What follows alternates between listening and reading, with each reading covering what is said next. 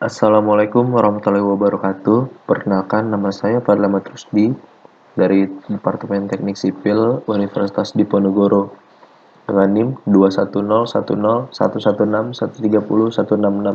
Pada kesempatan kali ini saya akan menjelaskan studi value engineering Georgia Department of Transportation I-20 Eastbound from I-285 to CR 5150 Panola Road. Pertama, deskripsi proyek. Proyek ini merupakan perbaikan dan perpanjangan masa operasional dari jalan tol I-20 eastbound dari simpang I-285 sampai CR 5150 Jalan Panola di DeKalb, negara bagian Georgia. Value engineering ini dilaksanakan pada tanggal 9 sampai 12 Februari 2010 oleh PBS dan J di Atlanta. Pekerjaan konstruksi ini bertujuan untuk peningkatan operasional sementara dengan umur rencana 10 tahun serta mengatasi pengurangan kapasitas di area proyek akibat adanya waiving. Pekerjaan berupa menambahkan jalur kolektor distributor, modifikasi jalur utama, dan perkuatan lereng sepanjang 4,5 miles. Proses VE ini ada 7 fase. Yang pertama, fase investigasi. Yang kedua, fase analisis. Yang ketiga, fase spekulasi. Yang keempat, fase evaluasi. Yang kelima, fase pengembangan. Yang keenam, fase rekomendasi. Dan yang terakhir, fase presentasi. Masuk yang pertama, fase investigasi. Di sini fase investigasi yang pertama itu, tahap pertama, Value Engineering Team diberikan pemahaman umum oleh Georgia Department of Transportation atau GDOT, meliputi konsep desain pembuatan proyek, rancangan biaya proyek, sampai Physical Project Limitation atau batasan dan parameter keberhasilan proyek. Tahap yang kedua, VE Tim mengembangkan cost model dari cost data yang disediakan. Yang ketiga, cost model dianalisis dalam hukum Pareto seperti mengidentifikasi elemen dan mengurutkan elemennya dari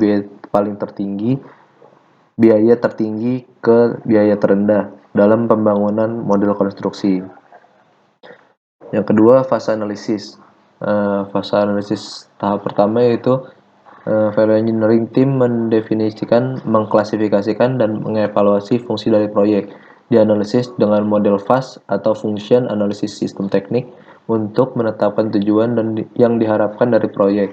Dilakukan dengan mengulas pertanyaan dan jawaban seperti kata kerja untuk menjawab apa yang dilakukan dan kata benda untuk suatu yang dapat diukur atau dipahami.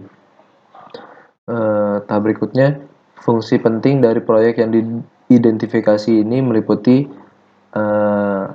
project objective and goals atau peningkatan fungsi operasional serta project basic function seperti mengurangi konflik, gangguan suara, dan mengalirkan air hujan. Yang ketiga, fase spekulasi. Spekulasi ini ada brainstorming untuk menghasilkan ide, menemukan gagasan dalam pemecahan masalah yang nantinya akan digunakan dalam tahap selanjutnya, yaitu meliputi memanfaatkan lebar jalan guna memperbesar lajur dari 11 menjadi 12. Mengurangi biaya dinding peredam suara melalui alternatif jenis dinding, material, atau dengan mengurangi tinggi dinding atau panjang pemasangan. Berikutnya, mengulas geometri lalu lintas pada desain efektif yang sudah dirancang untuk mengurangi gangguan di sepanjang jalan I-20. Berikutnya, fase evaluasi.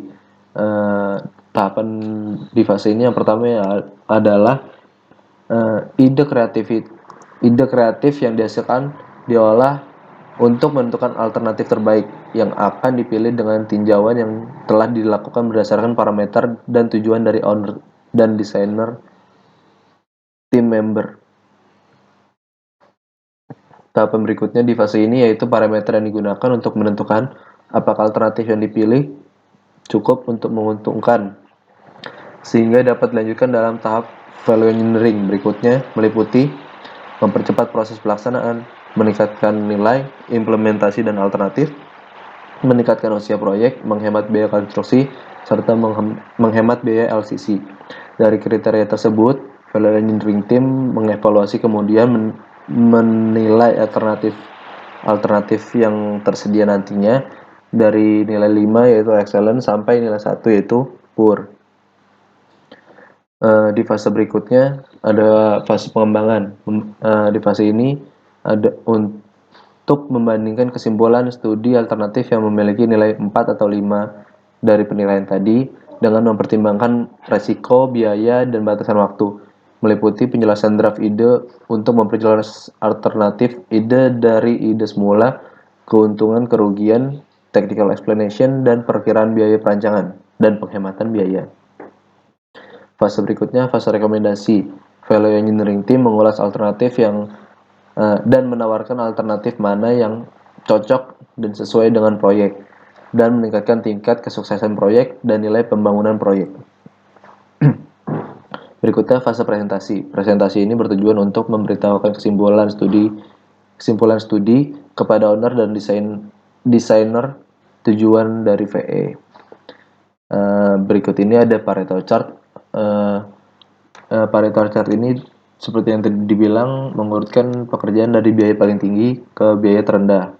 Di sini biaya tertingginya ada asphalt paving dan biaya terendahnya dari field engineer's office. Ini juga ada diagram biayanya dari Pareto chart yang udah dibuat tadi. Berikutnya ada diagram fase. Ini diagram fase-nya dari yang paling kiri itu high order, ke paling kanan nanti ada lower order. Berikutnya ini kita membahas alternatif yang telah dipilih oleh Value Engineering Team dari Georgia Department of Transportation. Alternatif 1 itu memiliki desain awal bahu luar jalan dengan lebar 12 sepanjang jalur CD. Desain alternatifnya bahu lajur jalan dirubah menjadi lebar 10 sepanjang jalur CD. Dari alternatif ini mempunyai keuntungan mempersingkat waktu pelaksanaan konstruksi, menghemat biaya konstruksi, mengurangi tebalan perkerasan tanpa risiko. Di sini bisa dilihat di situ desain awal, desain alternatif, sama penghematan dari desain alternatif itu sendiri. Di sini bisa dilihat dari lebar jalurnya dari 12 jadi 10. Berikutnya ada alternatif 2 yaitu memiliki desain awal melakukan pengupasan aspal dua jalur di bawah lapis beton. Desain alternatifnya meniadakan pengupasan lapisan aspal. Keuntungannya menghemat biaya perkerasan jalan dan mempersingkat waktu pengerjaan. Di sini juga tanpa resiko untuk alternatif 2. Di situ juga bisa dilihat penghematan dari perubahan desain awal ke desain alternatif. Untuk alternatif 3, di sini ada desain awal. Desain awalnya konstruksi dari bahu luar jalan menggunakan perkerasan penuh dengan kemiringan 6%. Dan alternatifnya sendiri itu bahu jalannya perkerasannya tetap tapi kemiringannya berubah menjadi 4%. Di sini keuntungannya mengurangi biaya pengupasan pada masa depan dan mengurangi biaya pelapisan pada masa depan, tapi memiliki resiko mungkin mempengaruhi aliran air drainasenya. Di sini juga nggak ada penghematan. Ini bisa dilihat kemiringannya dari 6% jadi 4% di situ ya, untuk perubahan desainnya. Oke. Desain alternatif 4, di sini desain awalnya menggunakan media berupa beton tipe 26 dari STA plus 6500 sampai STA plus 13500. Desain alternatifnya mengubah median beton menjadi guard rail dengan 2 wajah. Keuntungannya sendiri menghemat biaya untuk material, mengurangi bagian median yang menonjol sehingga pelebaran menjadi lebih mudah dan mengurangi waktu pemasangan. Resikonya sendiri di sini perlu direvisi desain drainase, meningkatkan biaya perbaikan. Nah, di sini ada penghematan sebesar, bisa dilihat di sana. Ini ya, perubahan mediannya bisa dilihat di sini. Dari TP median 26 jadi menggunakan guard rail. Oke, berikutnya alternatif 5. Desain awal, desain drainase menggunakan pipa beton dan desainnya berubah jadi menggunakan pipa metal. Keuntungannya mengurangi biaya drainase dan mengurangi biaya konstruksi tanpa resiko. Ya, di situ Nggak terlalu kelihatan karena emang cuma sedikit aja yang berubah dari pipa eh, beton jadi pipa metal. Berikutnya ada alternatif 6. Desain awalnya dinding penahan tanah chip sesuai standar dari GDOT. Tapi di sini desain alternatifnya mengubah dinding penahan tanah chip menjadi MSE. Eh, tetapi desain geometrinya tetap. Di sini memiliki beberapa keuntungan, diantaranya menghemat biaya, mengurangi waktu pekerjaan, meningkatkan estetika, dan desain standar GDOT yang sudah tersedia. Di situ ada terdapat penghematan. Ini DPT-nya berubah ya, bisa dilihat di gambarnya. Terus dari alternatif 7 sendiri, desain awal menggunakan DPT chip, tapi persyaratan harus ada dinding peredam suara di kedua koridor. Namun di desain alternatifnya itu sendiri mengimplementasi teknik stabilisasi tanah untuk memfasilitasi bagian tanah yang lebih curam daripada menggunakan DPT chip. Alternatif ini mempertahankan desain geometri awal. Keuntungannya diantaranya pengurangan waktu pekerjaan serta menjaga lingkungan tanpa risiko. Berikutnya alternatif 8. Desain awalnya dinding penahan tanah chip sesuai standar dari GDOT. Desain alternatifnya mengubah chip menjadi turap, tapi desain geometrinya tetap. Tuh, keuntungannya bisa menghemat waktu, eh, menghemat biaya, dan turap mempunyai nilai masa pakai lebih banyak, lebih lama. Oh, maaf, maksudnya turap mempunyai nilai setelah masa pakai.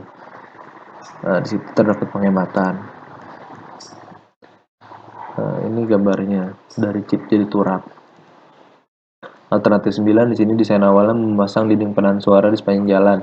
Desain alternatif sendiri menunda pemasangan dinding penahan suara sampai rekonstruksi ulang jalan. Keuntungannya mengurangi semua nilai tanpa resiko. Di situ nggak ada penghematan karena desain alternatifnya nggak memangkas biaya. Dari kesimpulan dan rekomendasi ini, dari 40 ide alternatif yang dengan potensi untuk mengurangi biaya konstruksi, meningkatkan produk akhir, dan atau mengurangi kesulitan dan waktu membangun proyek, dipilih 9 gagasan alternatif yang telah diperjelas dengan bukti serta hasil perhitungan untuk dapat menjadi bahan pertimbangan selanjutnya. Ini tadi penghematan biaya yang dari alternatif-alternatif yang telah dibahas tadi. Ini juga sekian, terima kasih atas perhatiannya. Wassalamualaikum warahmatullahi wabarakatuh.